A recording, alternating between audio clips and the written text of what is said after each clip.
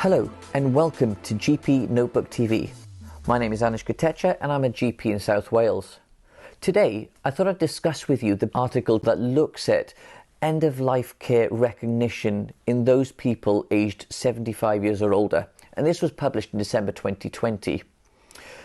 Now, what I'd like to do is give you some take-home messages and some key bullet points as to why this is important and why this article was actually written. You might start by asking, well, why is this actually important? Well, we know we like to deliver high quality and personalised individual care for our patients. And I think a lot of the time a barrier to this can be timely recognition of end of life, especially in our elderly population. And as we know, as people are living longer, this may become more of an issue into the future. We know that end-of-life care is a national priority for us, and as GPs we're often financially incentivised to hold a palliative care register and to record patients' preferences. And yet we know that the elderly population are less likely to receive very, very good palliative care. And I think the issue with this is that our elderly population are often living with malignant as well as non-malignant conditions. They have multi-morbidity and they're often living with high levels of frailty. Now, some of these other areas are linked with variable as well as very difficult prognostication issues.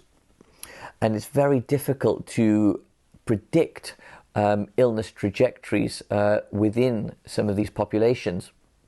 So what did this article do? It looked at and analysed the results of a retrospective cohort study, looking at those people aged 75 years or older. And they looked at a few things. They looked at when they were recognised at being at the end of their life, when and if they were placed on a palliative care register, and when any patient preferences were recorded. So patients' notes were looked at of patients that died between January 2015 and January 2016. And all in all, there were 13,000 records that they went through with an equal ratio of male to females. So what did the results show? So it showed that of those 13,000 records that were looked at, less than half of people were recognised by their GP as being within that category of end of life.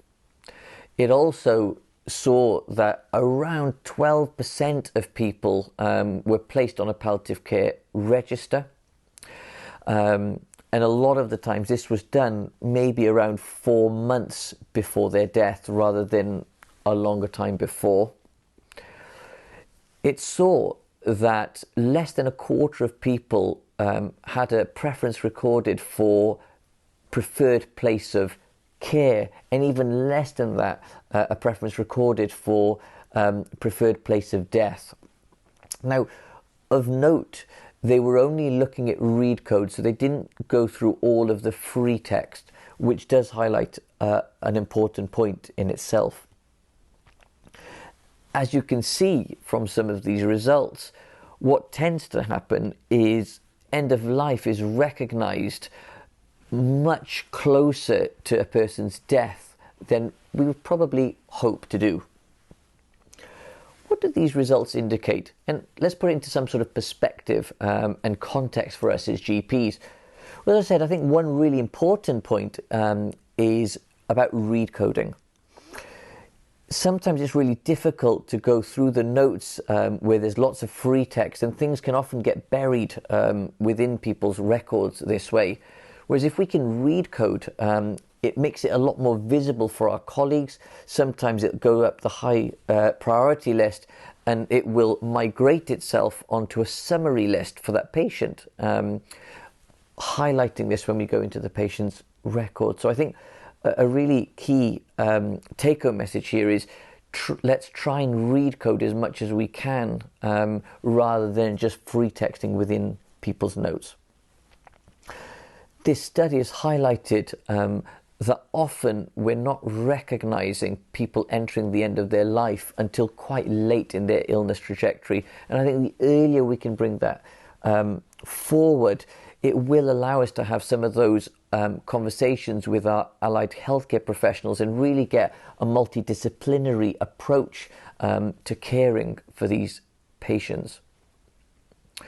Now, although globally the place of death of a patient is recognized as a good measure of good quality end-of-life care, we probably appreciate from our patients that effective symptom control can be important to them. And I think the point I really want to make here is we need to individualize the conversations that we're having with each and every single one of our patients, and of course those close to them. We need to be mindful of giving them a very holistic approach to their care, and that will include discussing with them what's important about their physical needs, about their psychological needs, their social needs, as well as their spiritual needs. And a lot of this is covered in some documents that have been brought out by the Department of Health, but also NICE as well. So, in summary, what has this article highlighted to us? Well, it's highlighted that the importance of early and timely recognition of a patient entering that palliation period, that does really allow us to think about a holistic approach to their care, getting a more multidisciplinary team around them, which will often open up lots of different services and lots of expert opinions from many of our colleagues in the community. We know that a lot of these people, the elderly population, are actually quite happy to discuss some of their preferences and have some of these what we would deem difficult conversations. But if we can opportunistically bring these up with our patients, they're more likely to be open to discussing them.